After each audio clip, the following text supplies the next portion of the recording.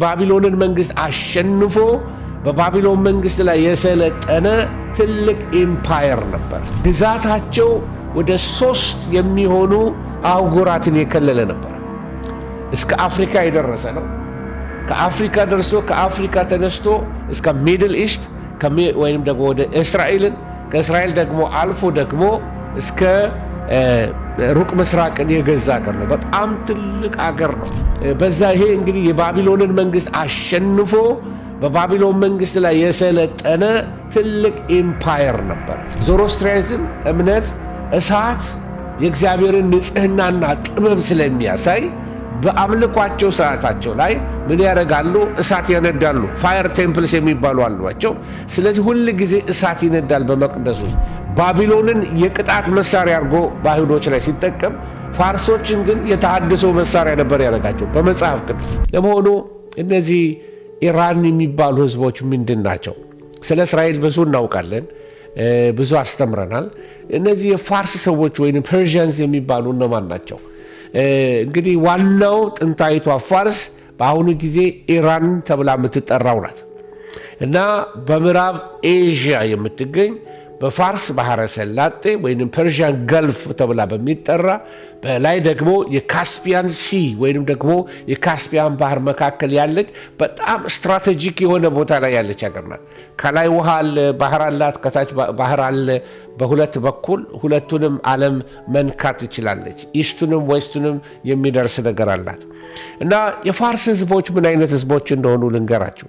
የፋርስ ህዝቦች በውስጣቸው አንዳንድ ምናልባት ሂስቶሪካል ኤቪደንስ ስለመስጠት ያህል ጽሁፎች ባሳያችሁ፣ ይሄ የምትመለከቱት የራሳቸው እጅ ጽሁፍ ያላቸው ህዝቦች ናቸው።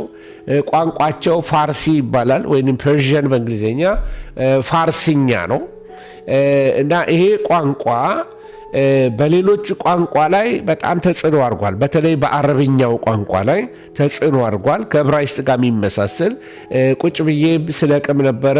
አይ ቲንክ ባልሳሳት ወደ 8 የሚሆኑ የአማርኛ ቃላት ከፋርስ ጋራ በቀጥታ የተዛመዱ እንደሆኑ ትመለከታላችሁ እና ራሱ በአማርኛ አሕዛብ የሚለው ቃል የፋርስ ቋንቋ ነው። ኢትስ አ ፐርዥያን ላንጉዌጅ እና በጣም በቋንቋ ተወራራሽ ነገር አለው ከብዙ ቋንቋዎች ጋር። ጥንታዊ አገር ነው እና በጣም ትልቅ አገር ነበረ። ከኢየሱስ ክርስቶስ ልደት በፊት በ6ኛው መቶ ክፍለ ዘመን ወይም በ550 ዓመተ ዓለም አካባቢ በቂሮስ አማካኝነት የተመሰረተ አገር ነው። ስለ ቂሮስ መጽሐፍ ቅዱስ የሚነግረናል እና ሴኪላር ወይም ዓለማዊ ታሪክ አላቸው፣ እንደገና መንፈሳዊም ታሪክ አላቸው እነዚህ ሰዎች እና ሜዶ ፐርዥያ የሚባል መንግስት አስታውሳላችሁ። ዳንኤል ራሱ ወርቅ የሆነ ምስል ተመለከተ። ቀጥሎ ደግሞ ፋርስና ሜዶን የሆነ ሁለቱ እጆቹ ፋርስና ሜዶን ተብሎ የተጠሩ እና ከታች ደግሞ የሚቀጥለው የግሪክ መንግስት፣ ከዛ ደግሞ የሮም መንግስት እያለ የጸረ ክርስቶስ መንግስት እያለ ያንን ዳንኤል 2 ላይ ያለው ምስል የተጻፈልን በዳንኤል 2 ላይ ትመለከታላችሁ። ይሄ ከባቢሎን ቀጥሎ የመጣው መንግስት የሜዶ ፐርዥያን የሚባል ነው እና በዛ ይሄ እንግዲህ የባቢሎንን መንግስት አሸንፎ በባቢሎን መንግስት ላይ የሰለጠነ ትልቅ ኤምፓየር ነበር እና ግዛታቸው ወደ 3 የሚሆኑ አህጉራትን የከለለ ነበር። እስከ አፍሪካ የደረሰ ነው። ከአፍሪካ ደርሶ ከአፍሪካ ተነስቶ እስከ ሚድል ኢስት ወይም ደግሞ ወደ እስራኤልን ከእስራኤል ደግሞ አልፎ ደግሞ እስከ ሩቅ ምስራቅን የገዛ አገር ነው። በጣም ትልቅ አገር ነው። በጣም ትልቅ አገር ነው እና ይህንን ስትመለከቱ በውስጡ በጣም አንድ የቆየ ጥንታዊ አስተዳደር ያለው የጥንት ስልጣኔ ነው። ለመጀመሪያ ጊዜ የክፍለ ሀገር ማስተዳደርን የጀመሩት እነሱ ናቸው እና በጣም ለንጉሥ ታማኝ የሆኑትን ሰዎች እየወሰዱ እየሾሙ በፕሮቪንስ አድርገው ሳትራፒ ይሉታል እነሱ ከፋፍለው አገርን መግዛት ጀመሩ። እስከ ህንድ እስከ ኢትዮጵያ ድረስ ይላል መጽሐፍ ቅዱስ። በመጽሐፈ አስቴር ላይ የፋርስ ንጉሶች ይመሩ ነበር እና በመካከላቸው ከባቢሎን ይልቅ ለየት የሚያደርጋቸው ነገር ምንድን ነው? የሃይማኖት ነፃነት ቀድመው ይሰጡ ነበር። ከቀድሞዎቹ መንግስታት ከባቢሎን ከአሶር በጣም በተለየ መልኩ ፋርሳውያን ወይም ደግሞ እነዚህ ፐርዥያንስ የምንላቸው ሰዎች በጣም ሰው ሁሉ የገዛ ሃይማኖቱን ወይም ቅኝ የገዟቸውን ሃይማኖቶች ነፃ ይሰጡ ነበር። ለባህላቸውን ይፈቅዳሉ፣ ባህላቸውን አይነኩም፣ ሃይማኖታቸውን አይነኩም። እንደውም ለእግዚአብሔር ቤተ መቅደስ እንዲሰራ ቂሮስን እግዚአብሔር ያስነሳው ከፋርስ ነው። ነህምያ ማለት ነው። ነህምያ የነ አስቴር ታሪክ የሆነ ሁሉ በኢራን ነው። ስለዚህ ከእስራኤል ጋር ያላቸውንም ግንኙነት ላሳያችሁ ነው። ስለዚህ ስለ ፋርስ ህዝቦች ስንነጋገር መጀመሪያ ዝርያቸው እንደ ምንድነው የሚባሉት? ስማቸው ኢንዶ ዩሮፒያን ይባላሉ። ኢንዶ አውሮፓውያን ወይም ደግሞ የህንድ አውሮፓውያን አይን ወገን ናቸው ይባላል። የዘራቸው ስም አርያን ይባላል። በስነ ህንፃ፣ በስነ ጽሁፍ፣ በስነ ጥበብ በተለይ በምንጣፍ ስራቸው በዓለም የታወቁ ነበሩ እና ይሄ የምንጣፍ እስካሁን ድረስ ስሙን ይባላል ፐርሺያን ካርፔት ይባላል። እስካሁን ድረስ ስሙ እንደዛ ነው እና በጣም ኳሊቲ ያለው ምንጣፍ የፐርሺያን ነው ይባል ነበር። ሃይማኖት አላቸው። አሁን እስልምና ነው። ከእስልምና በፊት ግን ዞሮስትራይዝም የሚባል ሃይማኖትን ይከተሉ ነበር እና ዞሮስትራይዝም እንግዲህ የጥንቷ ፋርስ ወይንም ደግሞ የፐርሺያ ከእስልምና ሃይማኖትን ከመቀበሏ በፊት ለብዙ መቶ ዘመናት የሀገሪቱ መሪ ወይንም ዋነኛ ሃይማኖት ነበር እና ሃይማኖቱ በዓለም ታሪክ ውስጥ በጣም ጥንታዊ ከተባለ ሃይማኖት አንዱ ነው። አንድ አምላክ ብቻ ወይንም ደግሞ ሞኖቲስቲክ አንድ አምላክ ብቻ ብሎ ከሚያምኑ ሃይማኖቶች አንዱ ነው ዞሮስቲያዝም ወይንም ደግሞ ዞሮስቲያሪዝም። ምናልባት ኦንላይን ስዕሉ ለተውላችሁ ይችላሉ እና ስለ ይሄንን ይመስላል። ስፔል ስታደርጉት ይሄንን ይመስላል እና መስራቹ ስሙ ዞሮአስተር ይባላል እና በፋርስኛ ዛራስቱራ የሚል ስም አለው እና ከክርስቶስ ልደት በፊት አስቡት 1500 እስከ 1000 ባለው ዘመን ማለት ኦልሞስት የነ ሙሴ ዘመን ልትሉ ትችላላችሁ፣ ወይም እስከ ኖህ ዘመን ድረስ ልትወስዱት ትችላላችሁ። በጣም ብዙ ዘመን ቀድሞ የነበረ እምነት ነው።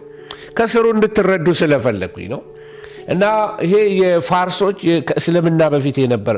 ለዚህ ነው ፋርሶች ስጠይቋቸው እኛ እስላም አይደለንም፣ አረብ አይደለንም፣ እኛ ፋርሶች ነን ብለው ነው የሚናገሩ እና በአረብነትን አያምኑ እና በእምነታቸው አንዱ የምትመለከቱት አምላካቸው አንዱ አሁራ ማዝዳ ወይንም ደግሞ የጥበብ አምላክ ወይንም ጥበበኛ አምላክ ብለው ይህንን አምላክ ነው የሚያመልኩት። የጥበብ ጌታ ብለው ነው የሚያመልኩት አምላካቸውን ማለት ነው። የተለያዩ ምስሎች ያሉ እሱን ማሳየቱ ምናልባት ለጊዜ አይመቸን ይሆናል። ስለዚህ የጥበብ አምላክ ብለው ይህንን አምላክ ይጠሩታል። አሁራ ማዝዳ የአምላካቸው ስም ማለት ነው እና አንዱ እምነታቸው በዚህ ውስጥ ምንድን ነው? ዓለም በመልካም ይሄ መልካም የሚሉት ብርሃን ነው። እንደገና በክፉ በጨለማ ኃይሎች መካከል ያለ የትግል ሜዳ እንደሆነች ነው የሚያምኑት። ስለዚህ ህይወታቸው በትግል የተሞላ ነው። ስለ ሰዎች ምርጫ ሲናገሩ መልካም ሐሳብ፣ መልካም ንግግር፣ መልካም ተግባር እነዚህ የሃይማኖቱ በቃ መሪ ቃላቶች ናቸው። ስለዚህ ሰው የመምረጥ መብት አለው ብሎ ያስባሉ። መልካም ሐሳብን ከክፉ ሐሳብ መምረጥ፣ መልካም ንግግርን ከክፉ ንግግር መምረጥ፣ መልካም ተግባርን ከክፉ ተግባር መለየት ይችላል ብሎ ሃይማኖታቸው ያስተምራቸዋል እና በመጨረሻው ዘመን መልካሙ ኃይል ክፉን ኃይል ያሸንፋል ብሎ ያምናሉ። ሙታን እንደሚነሱ ያምናሉ። እቺ ዓለም ደግሞ ትታደሳለች ብለው ያምናሉ በመጨረሻ ዘመን ላይ። ይሄ የዞሮስትራይዝም የእምነት መግለጫ ነው እየነገርኳቸው ያለሁት። ስለዚህ አምልኳቸውን በተመለከተ ደግሞ በዞሮስትራይዝም እምነት እሳት የእግዚአብሔርን ንጽህናና ጥበብ ስለሚያሳይ በአምልኳቸው ሰዓታቸው ላይ ምን ያደርጋሉ? እሳት ያነዳሉ። ፋየር ቴምፕልስ የሚባሉ አሏቸው። ስለዚህ ሁል ጊዜ እሳት ይነዳል በመቅደሱ ውስጥ። እግዚአብሔር እንደዚህ አምላክ ነው፣ ንጽህናና ጥበብ ያለው አምላክ ነው ብለው ስለሚያምኑ ወይንም ደግሞ አምላካቸው ወይንም ማዝዳ ብለው የሚያምኑ ከአምላካቸው እሱን እሳት ያነዱለታል። ስለዚህ እሳቱን አይደለም የሚያመልኩት፣ ነገር ግን ወደ አምላካቸው ለመጸለይ እንደ ምልክት ይጠቀሙበታል ማለት ነው። አሁን ታሪካቸውን ከመጽሐፍ ቅዱስ ጋር አገናኝቼ ላሳያችሁ እፈልጋለሁ። ምክንያቱም የፋርስ ነገስታት እንደ ታላቁ ቂሮስ እነ ዳሪዮስ እነዚህ ነገስታት የዚህ እምነት ተከታዮች ነበሩ። ስለዚህ በጎ የመምረጥ ስደተኛን ከመግደል ይልቅ ማኖር፣ በቋንቋው በፈለገው እምነቱ የራሱን ሃይማኖት ያምልክ ብሎ የሃይማኖት መቻቻል ፖሊሲን ያወጡት ከዚህ እምነታቸው የተነሳ ነው። አይሁድ ወደ ሀገራቸው እንዲመለሱ የፈቀዱ እነዚህ ፋርሳውያኖች ናቸው። ቂሮስ የነሱ ሰው ነበረ።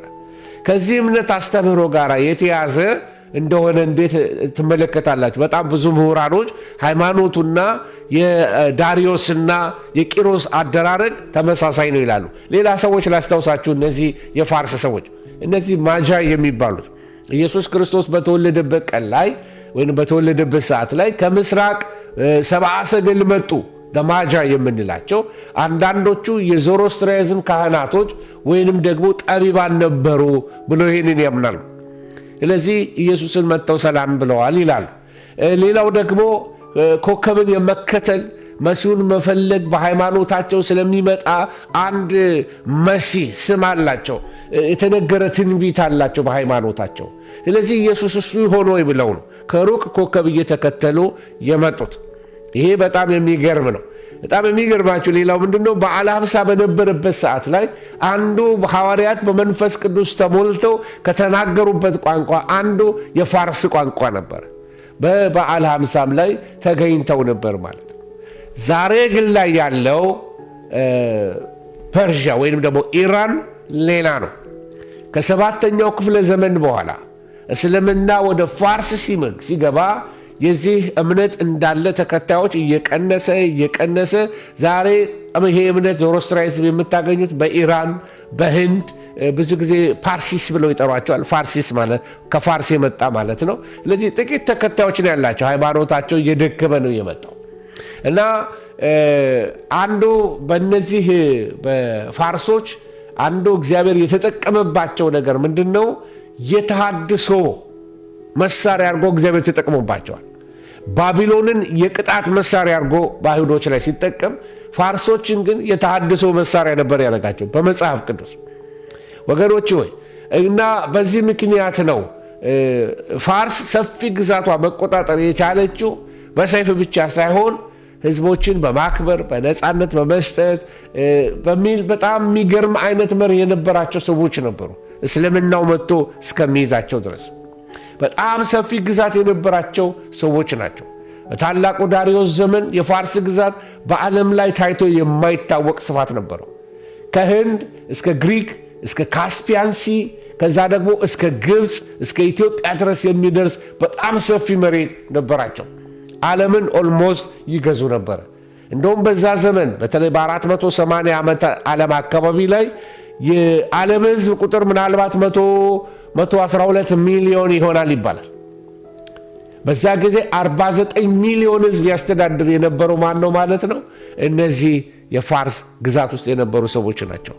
እና ትልቅ የማስተዳደር ክህሎት ነበራቸው፣ ወይንም ደግሞ ክህሎት ነበራቸው፣ እውቀት ነበራቸው።